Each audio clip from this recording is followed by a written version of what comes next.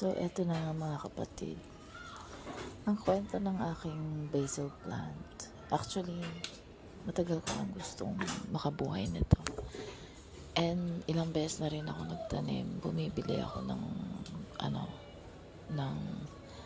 tawag dyan, seedling. So, ilang beses na akong, siguro mga 4 times na ako nakabili. Kaya lang, natitegi siya. Napaka-sensitive niya. Until this year, nagkaroon ako ng kapitbahay. And then yung kapitbahay ko, syempre, hindi pa natin masyadong kabatian.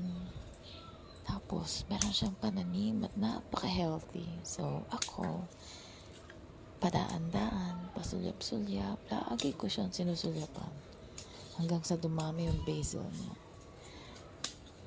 And then, dumating na dun sa point na, syempre, medyo matagal na rin, nakakabatian na natin siya, nakakangitian.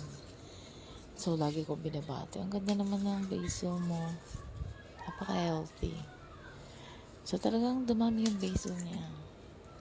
Hanggang sa napansin ko na mulaklak na siya. Ang dami ang bulaklak. So, syempre, hindi na tayo nagpatumpik-tumpik pa. Humingi tayo ng buto. So, ayan. Tinry ko siya ilagay sa paso. Under the sun. Nandito lang sa labas ng bahay. And then, unti-unti, ayan. Tumubo na sila. So, laking tuwa ako nang tumubo na. So, hindi ko na siya tinanggal doon sa paso. Doon lang sila naaarawan. Yun pala ang gusto nila. Doon ko na-realize na mas maigi pang magpatubo ng halaman na to kapag galing sa buto at kung saan mo siya nilagay, doon na lang siya para kumbaga sanay na siya sa doon sa temperature ng lugar at mas gusto niya na naaarawan siya. And nakikita niyo dyan, meron din akong sili. Actually, mga buto-buto lang yan na hinagis ko. Isa din yan na mahirap buhayin. So, hinayaan ko lang. Maging sila, best buddy sila sa isang pot. And, nakakatuwa yan. Ang dami niyang sili. Ang dami niyang bunga. So, syempre, hinarvest na natin yung basil leaves. Baka maunahan pa tayo ng mga daga. I don't know kung gusto ng daga yan. Pero nasa labas naman, kaya bihirang mapagawi ang mga daga na tumatawid sa mga kuryente. Nakakatuwa lang kasi, ayan,